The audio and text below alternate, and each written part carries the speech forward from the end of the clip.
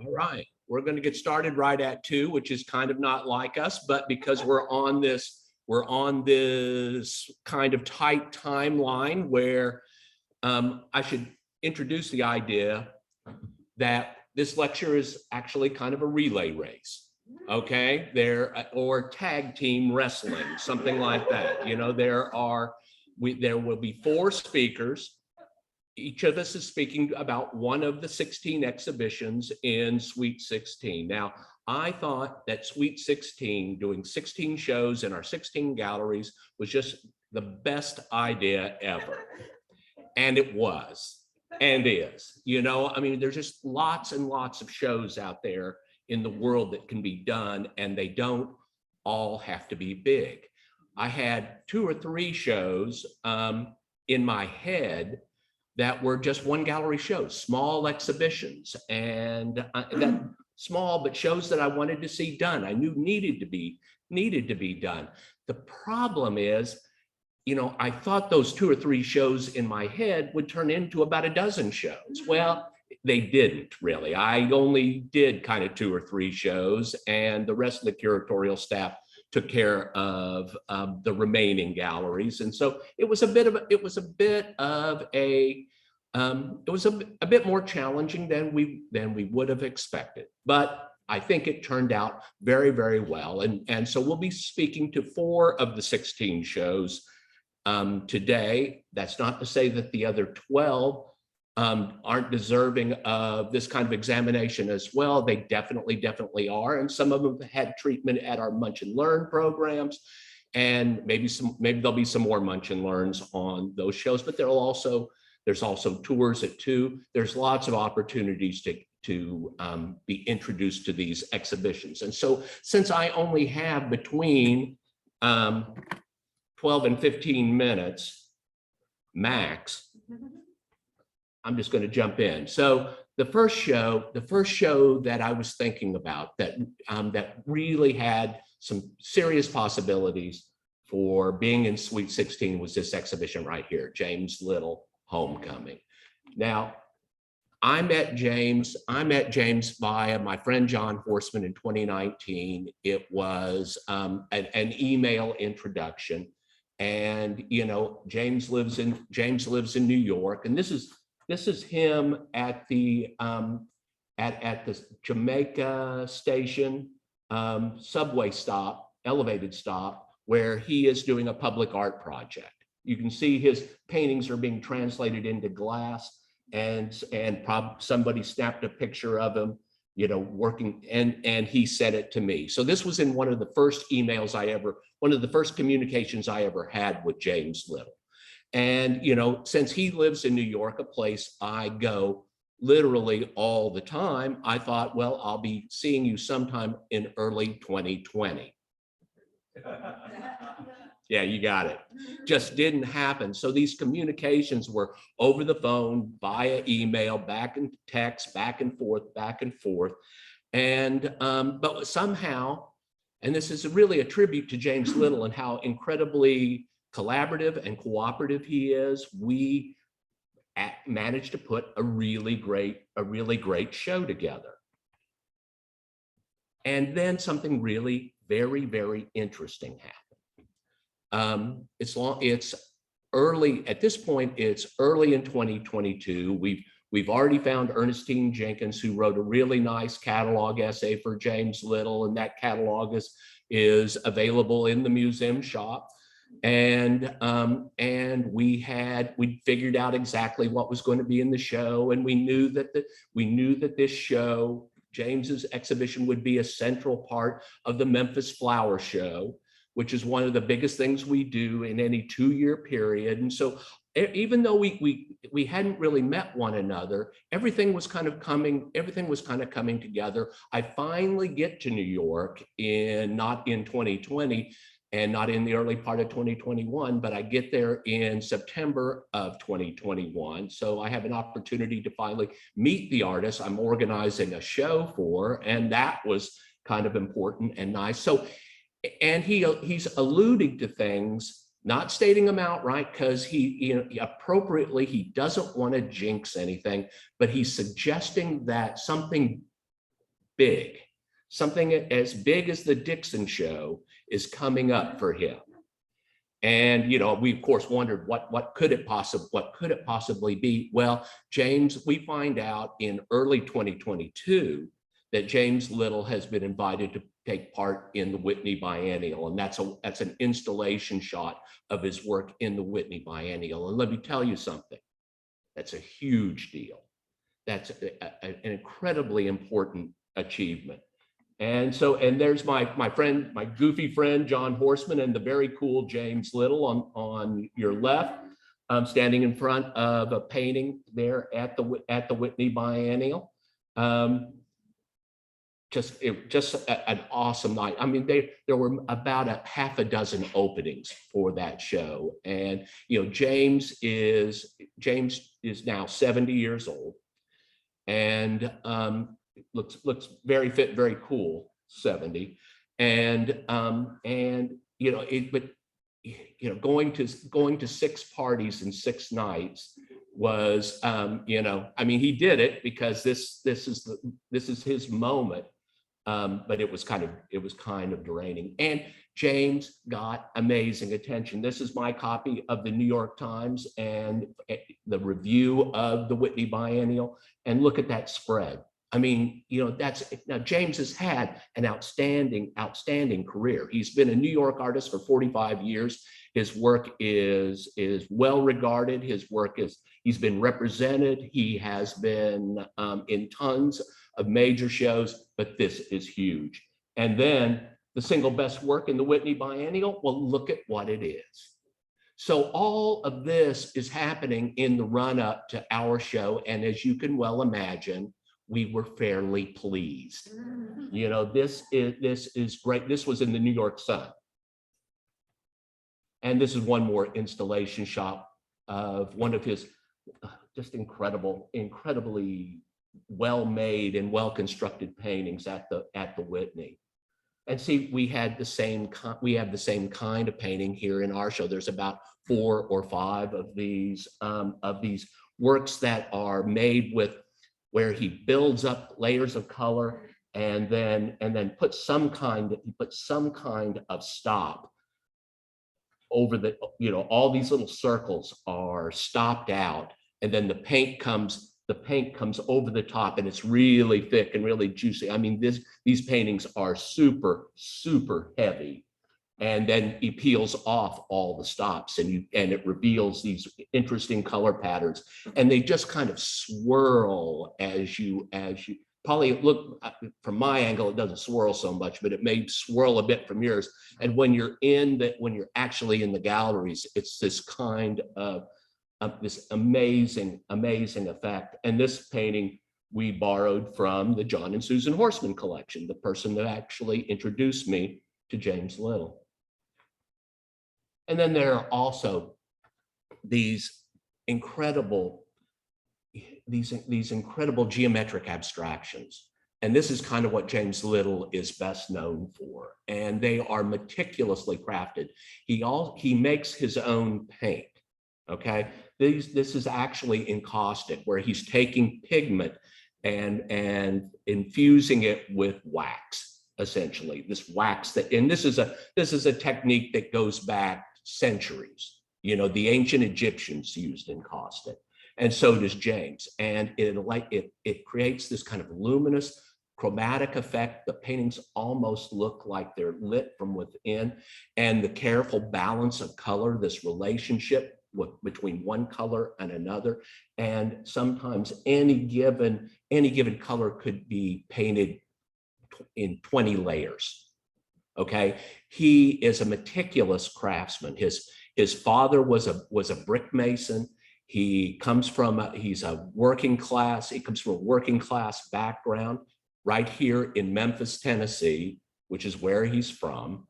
And the paintings absolutely reflect that early training, you know, those early experiences with working people in his family. They're just kind of amazing. And the stretcher bars themselves are so well constructed. They're some of they're some of the best made paintings I've ever seen. They're literally heavy. You know, they're so well crafted. And that attention to craft, it's just so critical. You know, I mean, that's what James Little is really all about. And then, you know, those black paintings that you saw in the Whitney Biennial, well, we've got a few of those as well. And this is a painting called Gorilla. And, you know, his work just never fails to impress.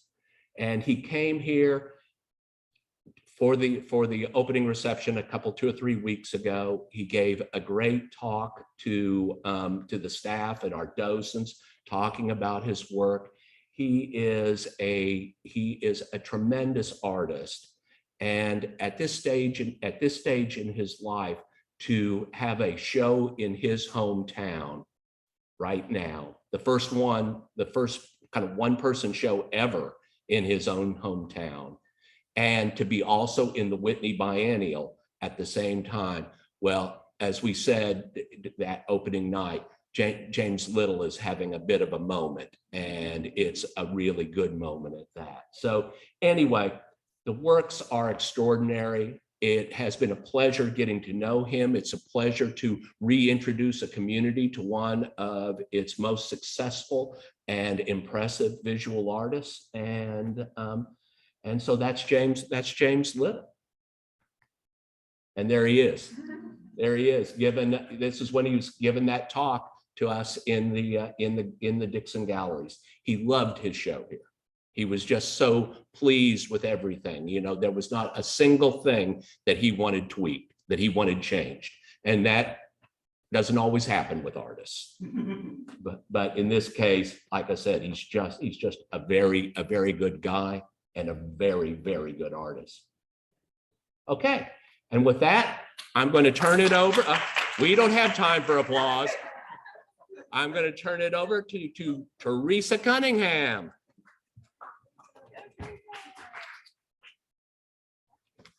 Step right up. Step right up. Step right up. Thank you. Thank you all for coming. I'm going to talk about landscape painting in 19th century France. This is coming out of the installation that's on view in the Crump Gallery right now. So the 19th century is a very exciting time for landscape painting, especially in France, and we can sort of trace the transformation that it goes through some works in the Dixon collection. Prior to the 19th century, when painters were submitting works to the Salon, landscape was sort of considered to be a lesser genre. It wasn't as exciting as history painting. And so when artists were working in landscape, they were often sort of trying to disguise it as history painting by putting in classical ruins and other things. And so if you look here at this etching of the Salon, you can see that the landscapes are in the corner on the bottom, tucked away. But beginning in the 1830s, we saw artists kind of reconsidering the genre. And there are 3 things that I think are really crucial to this sort of reinvention that I'm going to talk about now. And the first one is the development of paint in tubes. And so if we look at this Corot landscape, we can see that the artist is using very quick brush strokes. He's really capturing the effect of the landscape. This was depicted in Fontainebleau, which is a forest southeast of Paris. And Corot is working on site in this area. And we can sort of see, in a way, this is a landscape painting that's about the transformation of landscape. We see the paver who is working on building a new road through this area. But the reason that Corot was able to do this, to paint outside, is because of paint in tubes. So prior to the 1830s, if artists wanted to paint outdoors, they needed to transport their paint. The best way to do it was in a sheep splatter. Was not an ideal situation. It was messy. It did not keep the paint, paint dried out very quickly. It was a whole mess. And at this time, artists were also, every artist, not just James Little, was making their own paints. They were having to grind down pigments and combine them with oil to create the material that they were using for paint. It was a very time-consuming and laborious process. And you often needed studio assistants to kind of do this work for you. Although I should also note, because everything in Sweet 16 is somehow connected, James Little doesn't have a studio assistant. He's doing all of this work himself, so it can be done. But in the 1830s, artists realized that you could put paint, or really artists, but also industrialists realized that you could put paint in tubes, you could pre-mix it and make it widely available for sale.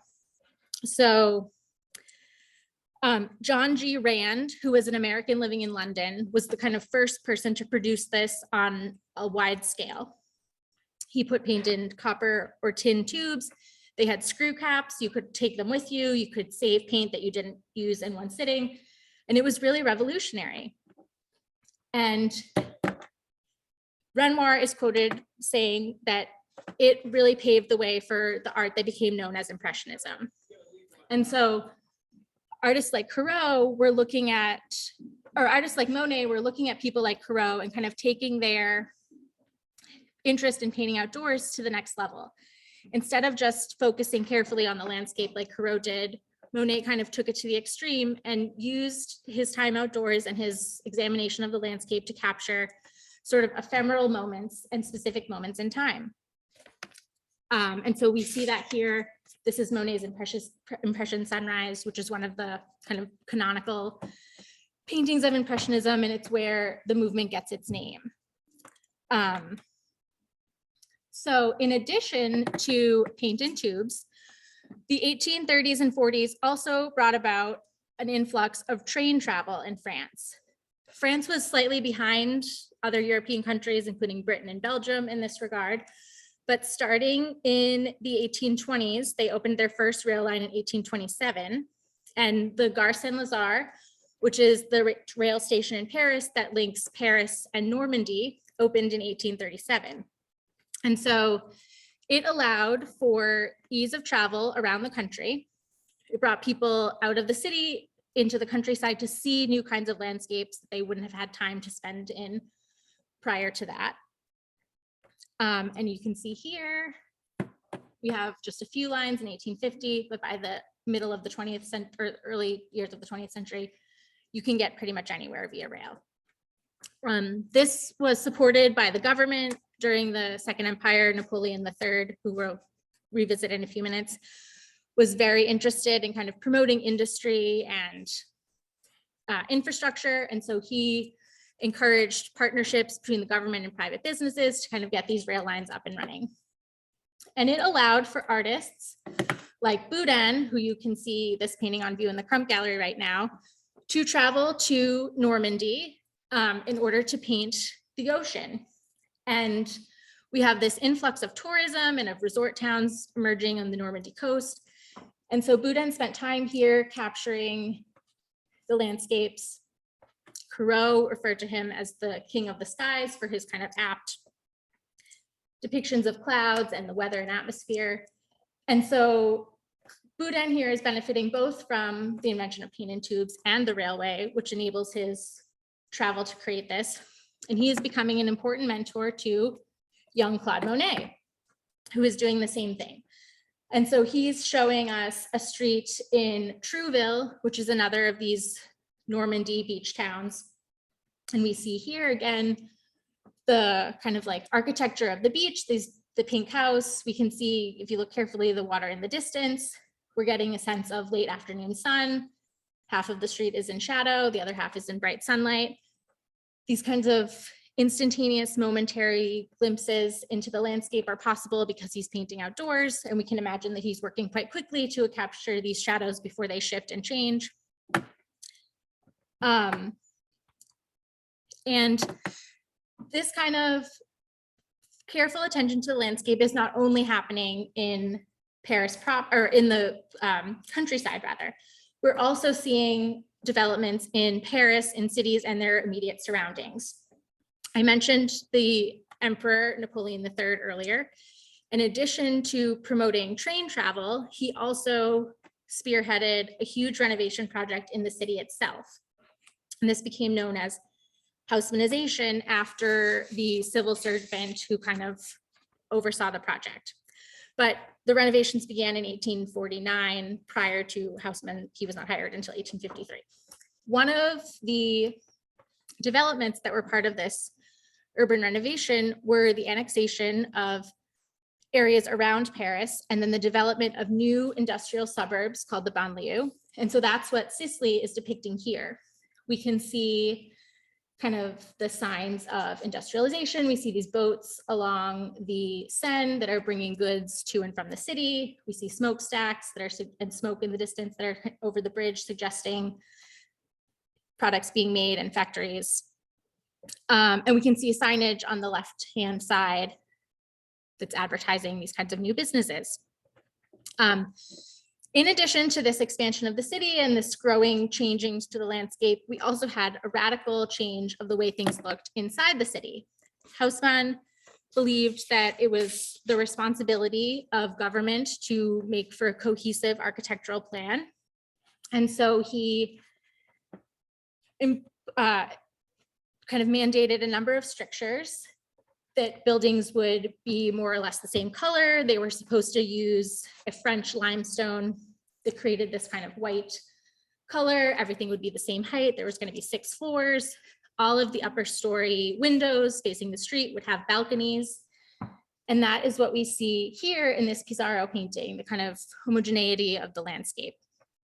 But we also see that this is a view taken from above. And so I'd like to argue that the third element to this transformation of landscape after paint and tubes and the railroad is this mandate that required balconies, because it provided an opportunity for people to kind of look down at the city from above. And anybody who went in a building that had a street facing window would have had such an opportunity. And so we see here in this Caillebotte painting, 2 gentlemen who are leaning over, looking out over the city. And you can see that the balcony is quite narrow. One of Haussmann's many rules was that no balcony could be, every building had to have one, but no balcony could be wider than 1.5 meters. So they really weren't good for much more than stepping out and looking on them. You couldn't have a garden, you couldn't, put a patio out there. They were really, in many ways, decorative. And so if we look here, we see a lot of Haussmann's kind of urban renovation plans coming to a head here in this Raphael painting.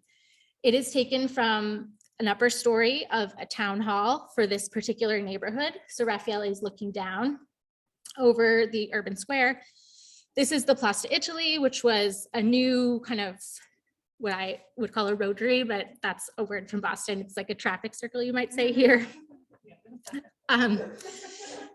Anyway, it lets you kind of change directions and move. So this is the edge of the city, and it's allowing people to come in and then pivot and go back into the center of the city if they'd like. And you can see we've got a pile of dirt on the left-hand side that shows how projects are still ongoing. We can see the omnibus, this kind of infrastructure of public transit that's important throughout the Second Empire. Although this is happening several years later, we're now into the Third Republic. And we see, all sorts of people going out and about on their daily life. And the town hall that Raffaelli would have depicted this from is the place where builders would have gone to have all of their permits approved to make sure that their buildings had balconies and that they were using the right limestone and all of that. And so everything's really coming together here. And then I want to end with this Cezanne painting, which really shows how artists kind of took these transformations in landscape and used them as a way to sort of explore modernism. Cezanne here has sort of shifted the composition altogether. Instead of putting his landscape in a landscape format, we have him turning the canvas so it's horizontal or vertically oriented. And this, instead of giving us kind of an expansive view from above that we saw in the Raphael painting, or even, a long stretch of road like Monet showed us, we are kind of focused in on these rocks here. And he's sort of breaking down the landscape into patches of paint called tache that really gives us a sense of the textures and different kinds of materials that he's seeing in the landscape. And this is an area that was very rich in limestone deposits. So these are the same kinds of quarries where you would be getting the materials that you are using to build your new Haussmannian buildings. And I think we're really fortunate at the Dixon. Landscape is a good strength of the collection. If you look around in this room, you can see a whole range of French and American and Dutch landscapes behind you. And so we're lucky to have an opportunity to kind of bring things together and show this trajectory in a little show in the Crump Gallery right now. Thank you.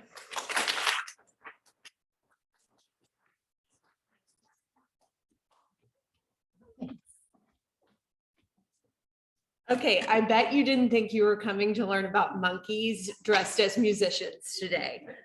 But nevertheless, here we are. So I'm so excited to talk just a little bit about Mycin's Monkey Band. So Kevin told you Sweet 16 was his idea, but when we decided to really go for it, I knew that I wanted to do the Monkey Band as one of my shows. And I thought, you know, the South Foyer, the little space where we have this, you may even think of it as just the emergency exit, but we sometimes put pieces of porcelain or little sculptures in that space. And I knew it would be just perfect for our little monkey band. So you longtime Dixonians, and I know there's several of you in here, you may know this little guy. This is our monkey orchestra conductor that has been part of the Stout collection here, the Warda Stevens Stout collection of 18th century German porcelain that we've had here since the late 80s. And I've always said when I give tours or talks about porcelain, it's like, yes, I swear he's actually conducting an orchestra of monkeys playing instruments. But we never actually had any of the musicians here until 2019. When I got a call from Rogers Menzies, and Rogers is a longtime Dixon member, supporter, has always come to openings with his wife, Nancy, and they're just so sweet, his late wife, Nancy. But he invited me to his home one afternoon, and I just spent a lovely afternoon with him and Nancy, and they're both just such kind people and great collectors. They have a very eclectic collection of paintings and decorative arts. And one of the things they had was this little collection of Mycin monkey musicians. And I was like, oh my gosh, I'm so excited to see them. But you know, you don't go into a lot of people's houses and see Mycin monkey musicians. But I was so excited, and he knows how much we love porcelain and Mycin in particular here. And Nancy and Rogers gave us this little collection of Mycin monkey musicians in 2019. And ever since then, I've been wanting to do this little installation. So just very grateful to Rogers for that support. So where did the monkeys come from? Actually, they were commissioned by the man on your right, Augustus III. He commissioned them. So Augustus III succeeds Augustus the Strong as the elector of Saxony. And so he is the patron of the Mycin manufactory. So he's based in Dresden, and Mycin is just outside of Dresden in Germany. He has a little banquet, a party one time, and the Dresden Symphony Orchestra is there, the kind of the court musicians for Augustus III. And one of his guests at the party complains or makes fun of the musicians and compares them to a bunch of monkeys playing instruments. And word gets back to Augustus III, and he thinks, you know, kind of laughs at it. And in response to that, commissions a set of a monkey orchestra from the Mycin manufactory. And you may think that's really weird, and it is, but it wasn't that weird because monkeys dressed as humans doing human things was actually a thing. In the 18th century. It's actually got a term called singerie after the word singe, which is the French word for monkey. And it really kind of got going in the early 18th century, but artists like Antoine Watteau did paintings of monkeys, kind of a lot of times they're kind of up to they're doing little tricks, getting into mischief. But sometimes they're not. Sometimes they're just monkeys doing human things. There's an artist named Christophe Huet who did all of these kind of like murals for a chateau outside of Paris.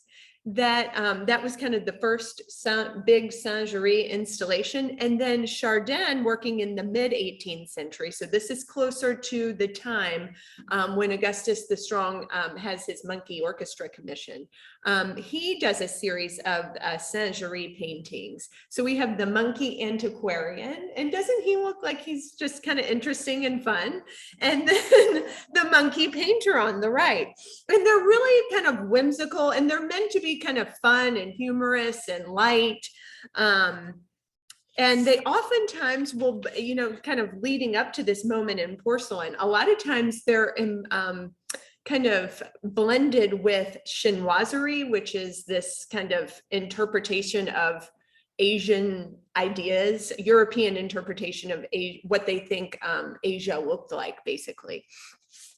I should mention that when Augustus the Strong commissions Mycin to make the monkeys, it's 1753. So there's already been this kind of tradition of Saint-Géry in European art.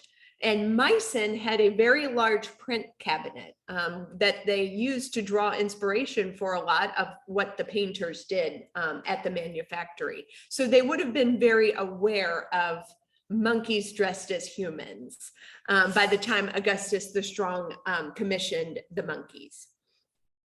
So the result, you know, he commissions this result is amazing. It's really funny, kind of whimsical.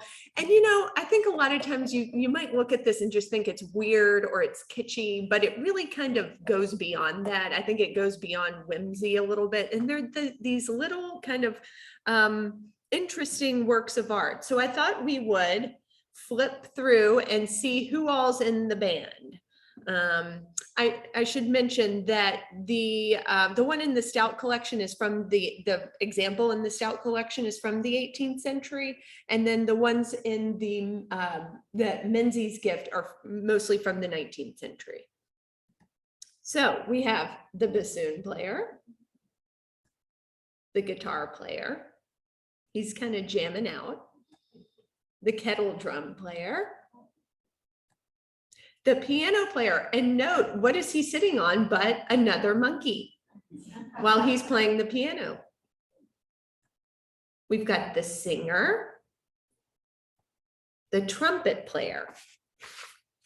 Okay, let me keep up. Oh, and we've got the hurdy-gurdy player. So if you are also a loyal Dixonian, you may have heard of the hurdy-gurdy before, because we also have another example of kind of a minstrel type guy playing the hurdy-gurdy, which is this instrument that you play on your lap, and it's got a crank to it, and that's how you get the music going. Kind of like a music box, but a big music instrument. But the cool thing is, and I'll go back a little bit, because in the monkey orchestra, we have traditional like orchestral musical instruments, but then you also have more like street music, like the hurdy-gurdy and the bagpipes. And look, he's wearing like plaid pants too. He doesn't look as happy as the other guys. But overseeing it all is the monkey conductor. So he's kind of the conductor's the most famous member of the monkey orchestra. Just like, you know, for any symphony orchestra, you kind of know the conductor's name more than, you know, the individual musicians. So I thought I'd show these two side by side to give you a little glimpse into a little bit of the differences between 18th century and 19th century. Our stout figure from the 18th century. You can see the coloring is a little bit different. The 18th century is a little bit more pastel in tone. And then when you get to the 19th century, it's a little bolder, the colors are. In general, just the overall tone is a little bit lighter in the 18th century, just like looking at his fur on his face. And although the pose is pretty much the same, it's not exactly the same. In the stout figure, he's holding his sheet music kind of wrapped up in his hand. And then in the 19th century figure, he's got his music on a stand and he's holding his conducting stick, his but do you call that a baton? I don't know. Okay, you do.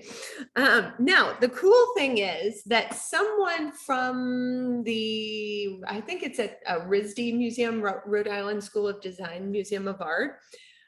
Some of these figures, Elizabeth, I don't know how to get there it goes. I got it. We're good. Have music notes on their, little thing. This guy's got it on his stand. The singer, a few slides back, she's got music too. And they figured out by looking at the music notes who the composer was of the music. It's actual real music. And it's a German composer named Johann Hasse, Hasse, who was the composer for the Dresden Symphony. So, and he was a German composer, but he did compose music in an Italian style. And I think that's just amazing that somebody figured that out. And so maybe that's who the guest at Augustus III's party was making fun of. I don't know. So by the end of 1753, okay, so Augustus the Strong commissioned this. Okay, I'm doing okay. In 1753, by the end of the year, word had spread throughout Europe. Okay, and word didn't spread very quickly in 1753. It wasn't like you did an Instagram post.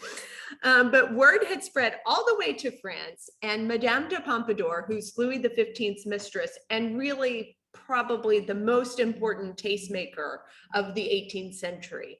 She ordered a set of Mycin monkey musicians, the monkey band, to give as a Christmas gift. And then the rest is history, basically. The phenomenon of the monkey musicians was born. So there's the 1753 set, but then they kind of stopped production on it. In the 1760s, the set was reissued, and I forgot to mention kind of the most important part. The modeler for this is a man named Candler, Johann Joachim Candler, who's like the master modeler at Mycin. And then in the 1760s, when it's reissued, Candler is still there, but he's got Reinecke, who's Peter Reinecke, who's kind of his assistant. And they reissue it, and that's where the stout piece comes from, that reissue in the 1760s. And it's been Mycin's most popular figural series ever since. So, and there's Madame de Pompadour, who ordered the set for a Christmas gift. So if you go to Mycin today, actually, you can still buy, they're still making the Mycin Monkey Orchestra. Having been to Mycin, was really a transformative experience in terms of me understanding really how porcelain is made and why Mycin is so special. And actually, if you go to Mycin's website and you look under collections, the Monkey Orchestra is #1 because it's just the most unique thing.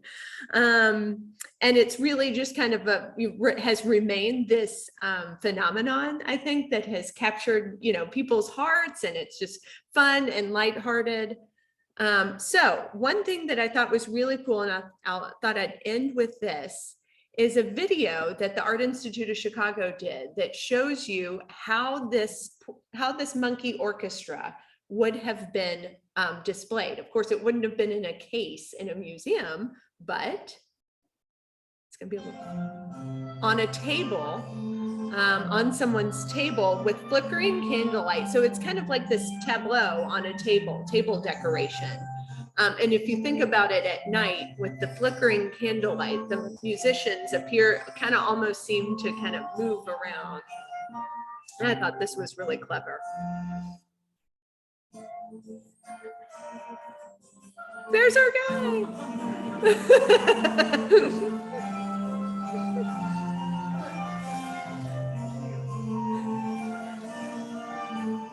So yeah, oftentimes they'd be on these mirrored surfaces too that reflect the light, but also, you know, reflect what they're doing. Isn't it funny?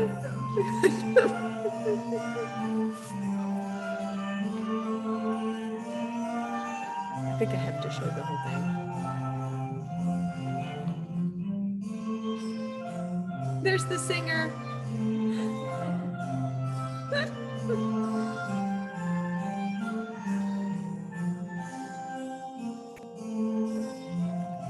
There's the music. Isn't that cool?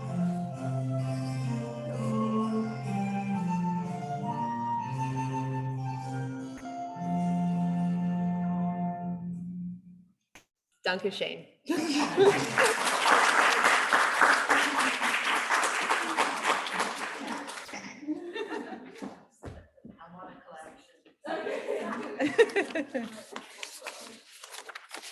All right, I'm gonna put my time here.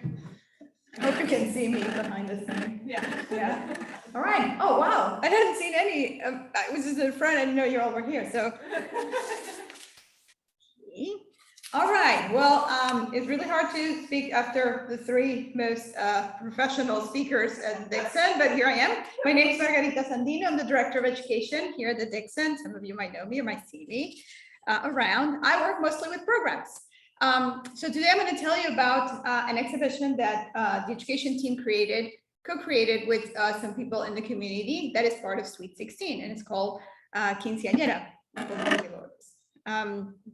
Where's this exhibit? I don't know if you know this, but we have an interactive gallery that is part of the Liz and Tommy Farnsworth Education Building. It is a wonderful space, beautiful light, and it's a space where we create things for the community, with the community.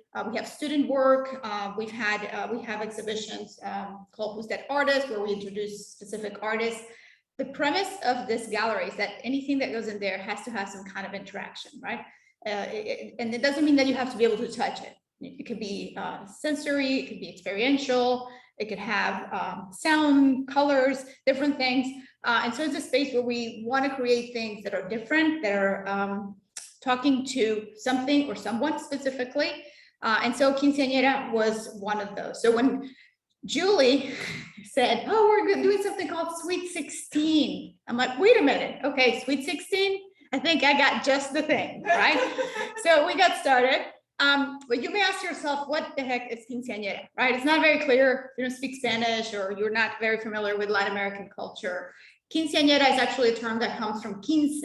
Quince is the number 15, right? So in Latin America, we celebrate, instead of Sweet 16, when you turn 16, we celebrate 15 years old, which is a rite of initiation. Is basically where young lady becomes a woman, right? So we do it a little earlier. So there's many kind of stories, I guess, out there, and it's not very clear where this rite comes from, where the ceremony comes from. It's very, very similar to Sweet 16. It's a big party. It has a lot of religious components in certain countries, but it's really just a celebration. Some people think the origin is actually from the Aztecs. Like the Aztecs were doing something very similar, but at the same time, the Catholic Church in 16th century starts doing a lot of the debutantes, or like introducing young ladies into the community with church ceremonies. So I think it's a combination of this, just like everything we are in Latin America is just a mush of things. Is that what we are? So when Julie announced this, I'm like, okay, wait a minute. I was just invited. This was December 2020, I think. I was just invited to a quinceañera party from some young ladies that I know in the community, Leslie and Belinda Morales. And I was like, okay, this is a piece of the puzzle. This is what we want to do, right? So in Here we go. Kind of question. Okay. In 2021, I contacted Maria Sebastian, which is Leslie and Belinda's mom. And I said, look, I'm so sorry I couldn't make the party, but I know you guys are really active in the community and you know a lot of folks here. Let's do something together. I love quinceañera. I myself, I wouldn't say suffer through it, but I participated in the quinceañera experience. Instead of choosing a party, I myself chose some really huge golden hoop earrings that I still to this day wear and have. I have them. I just wore them last week. So that was, you could choose that. You could choose a party. You could choose to travel. A lot of people choose to travel, or you can just have your party, right? So I contacted her, and I also contacted another friend of mine who has also been very active and supportive of the Dixon, which is Patricia Jimenez. The idea was to discuss what we could do together. I didn't want my voice. I didn't want just me and my earring hoops at this exhibition. I wanted their voices. I wanted their experiences. They are both from Mexico, but they also live in a very Latino community, schools. They have this world where they're kind of immersed with the Latino community in Memphis, which if you are not aware or you haven't seen it, you probably have, it's really growing, right? I was pretty exotic when I came to Memphis 20 years ago. I'm not anymore. So there's a lot of new families, new first generation families, Latino families in Memphis. And a lot of these kids came as young kids, right? So a lot of them at this point are at that age where they're doing high school, they're doing college. And so this is something that is really, really growing in Memphis. The idea of these parties, these quinceañera events everywhere in town, right? So we discussed that. For one moment there, I had a challenge because they were really used to what we call it exhibition, exposición, right? And there's an industry here in Memphis that creates expos, like exhibit promotion of products for quinceañera. And they're quinceañera expos. And they thought that's what we were creating. So for 30 minutes in our first meeting, they thought we were creating something like that, and it wasn't. So I had to explain, this is not product, this is you, this is your quinceañera exhibition. This idea of creating things with folks in the community, something that a lot of museums and organizations are doing, is giving a voice, giving a space to people to be represented in a museum in a weird, strange and fun way, but a very, very valid and I think meaningful way for them. So we continue to discuss this. One of the biggest challenges was, how do we meet? We're looking at hardworking families that get home at 6 p.m. with 4 children, 5 children with their families.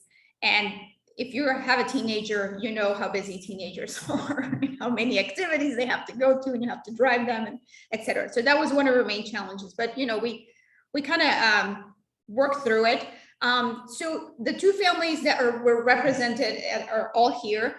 This is the one time only where we actually were able to all be in the same room at the same time, because there's so many of us and because we're all so busy. But I wanted to introduce you to them. These are our curators.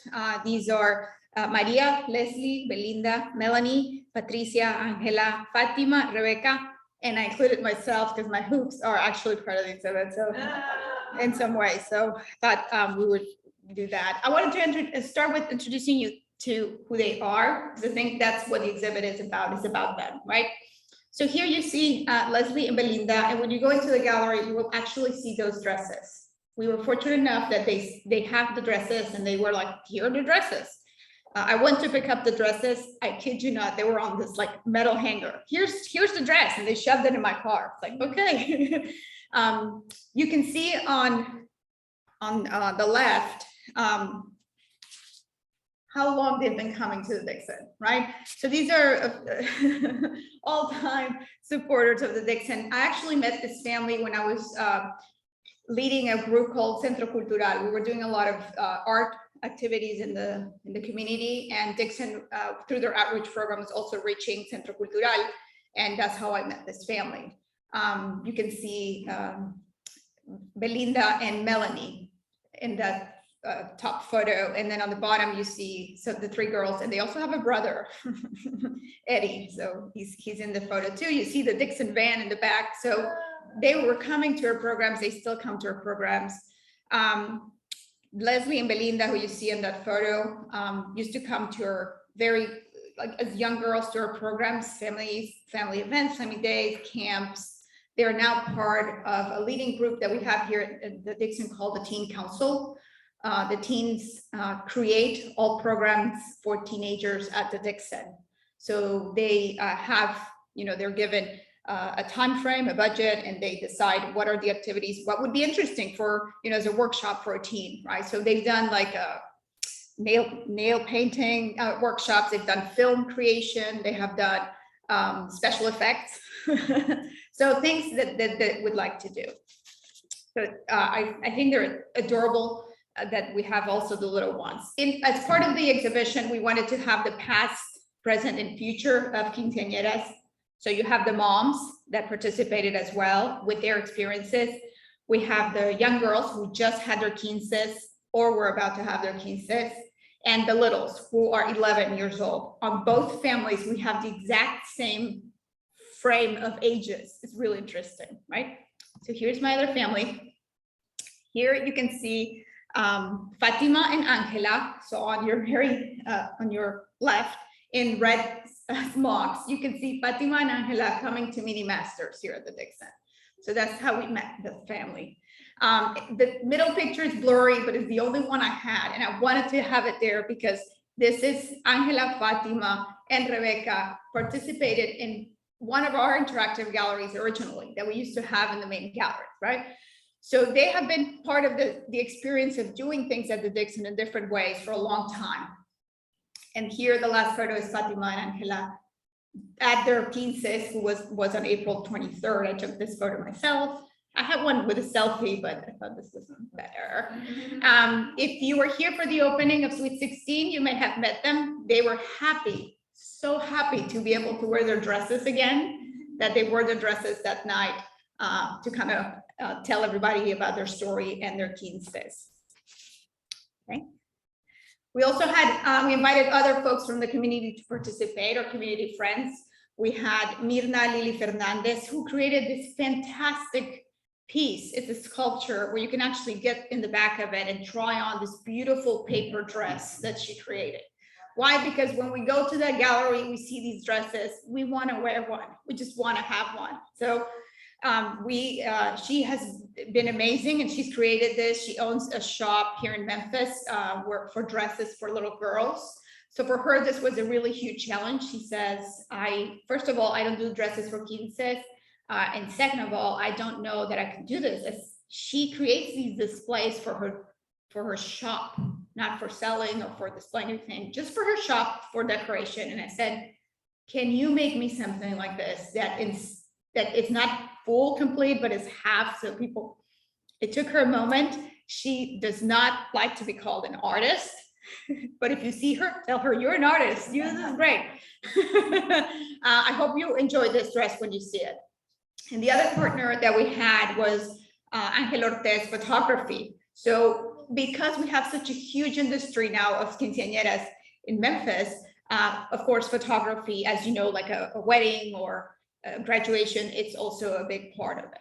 So they were so kind. They let us borrow photographs. They sent me hundreds of photographs. For each photograph that they sent me, they had waivers from the parents of these kids to be able to use these photographs, right? So it took a lot of effort for them to participate. And I wanted to include this one because you could tell how proud these kids are to be Latinos, but also to be from Memphis.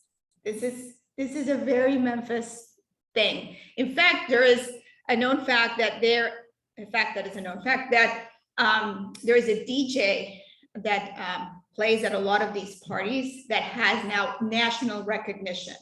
And so he is the well-known DJ from Memphis that will be hired to go play at your quinceañera, right? It's like this thing that's happening. If you go to the gallery, you will see other photography as well. And something really interesting that's also happening with this and with the idea of you being more inclusive in the world and how we're all working on diversification and inclusivity is that there are now a lot of quinceañeros, boys. So a lot of boys are also participating in this event. Same with Sweet 16, if I'm not mistaken. That's also a new thing. So they're enjoying that. And lastly, I wanted to tell you a little bit about the components and what they decided to go with, right? So the idea was there's so much to tell in this story with the quinces. So we decided to do a little research. We got books, we read articles, we did interviews, we went to quinceañera expos. That was such an experience, I tell you. I recommend it. It's almost like going to an event, like a show. Like it was really, really interesting. The dresses, of course, that you saw on a photograph, they're Belinda and Leslie's photographs, dresses. On the wall, on the top, you see some bears. There's a tradition of giving specific gifts. So we wanted to highlight the dresses, obviously, but we also wanted to highlight other traditions. So what you give the quinceañeras is very important. And you'll see that in the exhibition, some of the details. I wanted to highlight the last doll. So one of the traditions is that at the party, they receive their last doll because now they're going to become women. So the last doll is usually given by a younger sibling or somebody younger in the family. And in this case, they chose these bears that had their custom-made dresses to match the dresses of the girls. So sweet, I know. The other part is also accessories and presents. One of the other traditions is tiaras. So they get tiaras or they get bracelets, and each present that is given in the ceremony during the party has to be given by a specific family member. Just like if you look at the picture with the cakes, cake is also a very important thing. But also dancing. You may have heard that they dance the valse with their father, their godfather, grandmother, grandparent, etc. So we thought that that was also an important side of things. And so I didn't ask anybody. They decided to give me their playlists from their quinceañera parties. And so those are there with QR codes, and pick one of their favorite songs from that playlist. So if you press those black buttons on those pink boxes, you will hear those songs. On the floor, you can't really see them, but we decided to do a tutorial on how to dance the valse. So if you go to the room, you can kind of follow the little feet with the arrows that tell you, you can give it a try. It's pretty effective. I've tried I have seen so many people try it. It's really interesting. And then the other parts we wanted to do was just highlight the idea of quinces and their stories. The girls did a lot of interviews, live interviews with their friends, their family members. So it's their voices telling why and how they enjoy their quinces. You can actually leave some information about your own. There's photographs on the picture, you can see them there.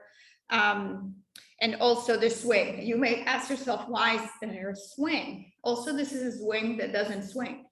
It's the photo. That's a different challenge. I could do a whole talk on how I made a swing not swing. But the idea is that the young lady sits on the swing and their father comes over, takes off their flat shoes and puts on their heels before they dance the valse. And so that is, they swing into adulthood, kind of. It's like a symbolic kind of thing, right? There were many challenges in this exhibition. I think it has gotten a lot of great reviews. The girls are very proud. It's gotten some recognition in media, the Latino media specifically has been really excited to promote this. We have seen a lot of families coming to see the exhibits. One of my favorite parts was to see students in the galleries asking, what is this? And the Latino girl in the group saying, let me tell you what this is. I'm gonna tell you what this is and why it's so cool. We've had other groups of kids go through where they look at the photographs, and because all the photographs are from Memphis, they're like, I went to that one, I went to that one, I did not get invited to that one. So it's been a really good connection with that age group as well, which is something that's very difficult in museums. This world. We're very proud of the curators. We're very proud of them. They're volunteering. They were here yesterday volunteering at Family Day. They're really part of us and the Dixon family. need to learn more about this, there is a podcast that some of them are Dixon podcast that's coming up, the Dixon Post, correct? Where Angela and Fatima are being interviewed, and you can hear a little bit more about their story. If you're interested in knowing more about any of this, or you have any questions, please feel free to contact me. I'll be happy to tell you about it. Thank you so much.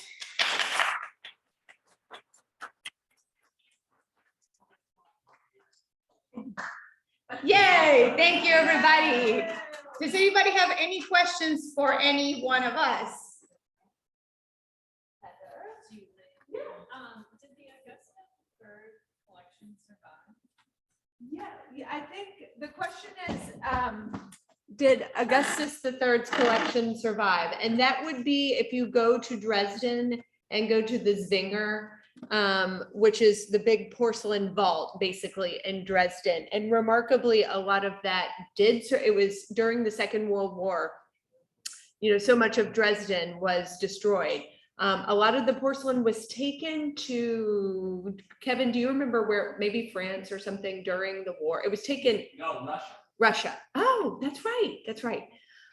So a lot of that porcelain, I mean, just amazingly is still intact. I mean, it's such a fragile medium, and that it survived the destruction that Dresden experienced is amazing. So yes, if you go to Dresden,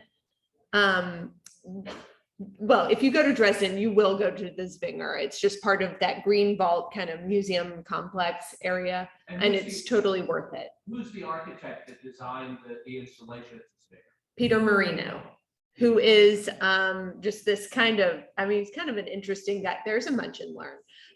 Dresses in like leather, all kinds of like tough leather clothes, but just an amazingly creative and sensitive designer, architectural designer. And the installation there is incredible. It's amazing. Any other questions for the group? Y'all, thank you for like hanging with us today. This was different. It was fun though, right? All right, thank you. Thanks, guys.